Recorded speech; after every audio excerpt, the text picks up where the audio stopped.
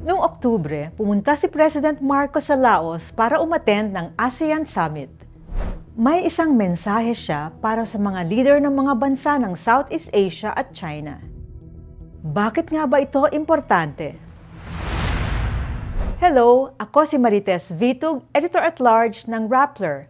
And this is Hindi Ito Marites. Hindi ito chismis. Everything I discuss here is based on verified info. In other words, hindi marites. Sinabi ni Marcos na kailangan tapusin na ang negosasyon para sa Code of Conduct sa South China Sea. Ano nga ba itong Code of Conduct? Ito ay isang agreement ng ASEAN at China para maging mapayapa ang South China Sea. Sa dokumentong ito, ilalahad kung ano ang dapat iwasan ng mga claimant countries para hindi mag-away at maiwasan ang gulo. Ang problema, 2 dekada na ang negosasyon. Wala pa ring final agreement. Ano ba yan?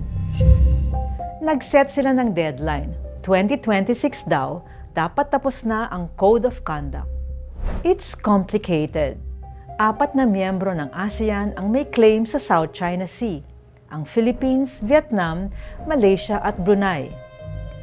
Mas matindi ang kausap ng ASEAN dito sa Code of Conduct, China.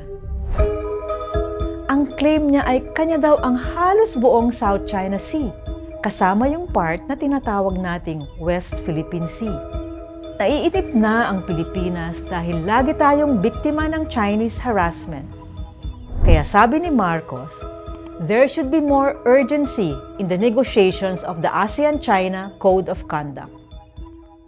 Kapansin-pansin din na tahimik ang ibang miyembro ng ASEAN kapag binubuli tayo ng China. Divided kasi ang ASEAN. Ang Cambodia at Laos ay dependent sa China para sa aid at investments. Ang Indonesia ay hindi claimant country, pero marami siyang utang sa China para sa mga infrastructure projects nila.